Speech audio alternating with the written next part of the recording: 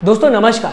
प्रधानमंत्री नरेंद्र मोदी की भाषा सुन के आपको लगेगा कि कोई छोटा मोटा नेता भाषण दे रहा है, और शायद छोटा मोटा नेता भी ऐसे भाषण नहीं देगा। देश के प्रधानमंत्री ऐसे शब्दों का प्रयोग करते हैं जो मैं आपके सामने बोल नहीं सकता, और मैं लिख के दे रहा हूं। जब से देश आज़ाद हुआ है तब से आप सर्च कर लीजिएगा, ऐसी भाषा का प्रयोग किसी भी प्रधानमंत्री ने नहीं किया होगा जो आज नरेंद्र मोदी जी करते हुए नजर आ रहे हैं बिहार से।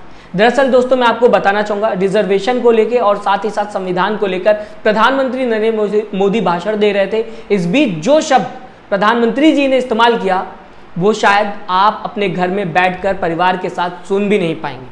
और देश के प्रधानमंत्री ऐसे शब्दों का प्रयोग कर रहे हैं, जरा सोचिएगा।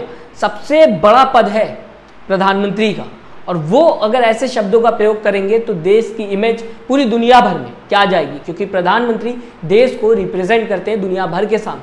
अगर इंडिया की बात होती है तो सबसे पहले इंसान जानने की कोशिश करता है कि उसके प्रधानमंत्री कैसे हैं, उनकी भाषा कैसी, और ऐसी भाषा का प्रयोग करना क्या सही हो जाता है। मैं भाषा का प्रयोग आपके सामने खुद से नहीं बोलूंगा कि क्या कहते हुए नजर आए, मैं रखना चाहूंगा, उसके बाद आगे बात करेंगे प्रधानमंत्री नरेंद्र मोदी के भाषण को लेकर। इंडिया अलायंस को अपने वोट बैंक की गुलामी करनी है तो करें, उनको वहां जाके मुजरा करना है तो भी करें। मैं एससी एसटी ओबीसी आरक्षण के साथ डट करके खड़ा हूं, खड़ा रहूंगा, जब तक जान है लड़ता रहूंगा। दोस्तों इस चुनाव में अगर बात की जाए, जिस तरीके के भाषा का प्रयोग प्रधानमंत्री करते हुए नजर आए वो दिन पर दिन गिरते हुए दिखाई दी। सबसे पहले प्रधानमंत्री ने मछली और मटन से शुरू किया, उसके बाद घुसपैठिए जैसे शब्दों का इस्तेमाल किया। वो जिनके ज़्यादा बच्चे हैं ऐसे शब्दों का भी प्रधानमंत्री ने इस्तेमाल किया। अगर विपक्ष आ गई तो आपकी भैंस अगर दो है तो उसमें से एक ले जाएगी, ऐसे भी बात प्रधानमंत्री कहते हुए नजर आए। लेकिन ये कुछ ज़्यादा ही हो गया और ये हमेशा के लिए रिकॉर्ड हो गया है। अब आने वाले वक्त में भी अगर लोग सुनेंगे तो प्रधानमंत्री नरेंद्र मोदी का ये भाषण रहेगा, और लोग समझेंगे कि एक वक्त ऐसा भी था जब देश के प्रधानमंत्री इस तरीके के शब्दों का प्रयोग करते हुए नजर आए। सबसे पहले मैं दोस्तों आपको बताना चाहूँगा, जब प्रधानमंत्री नरेंद्र मोदी अपनी भाषण में इंडिया अलायंस पर निशाना साधते हुए नजर आए तो उस समय उन्होंने जो बातें कही क्या वो सही है?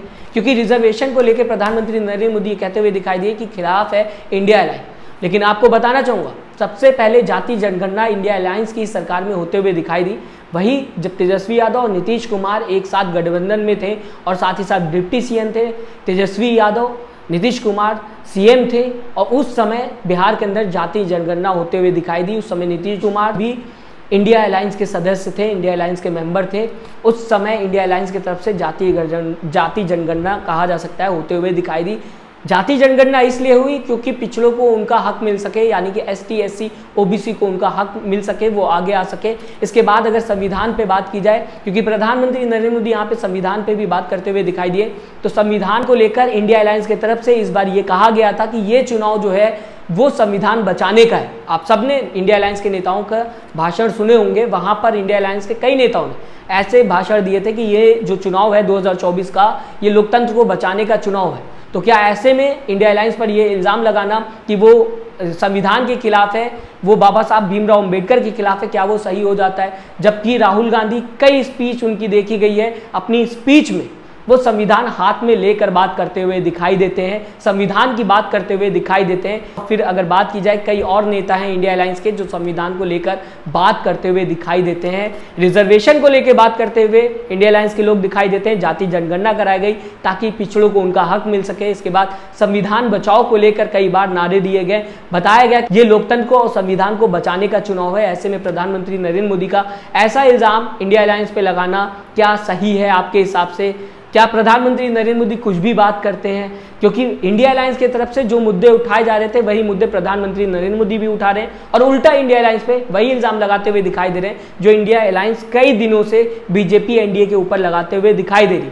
आप किसी के भी समर्थक हो, एनडीए के समर्थक हो, इंडिया अलायंस के समर्थक हो, मैं चाहूँगा आप ये भी बताएं मुझे, क्या ऐसी भाषा का प्रयोग करना देश के प्रधानमंत्री के लिए सही है?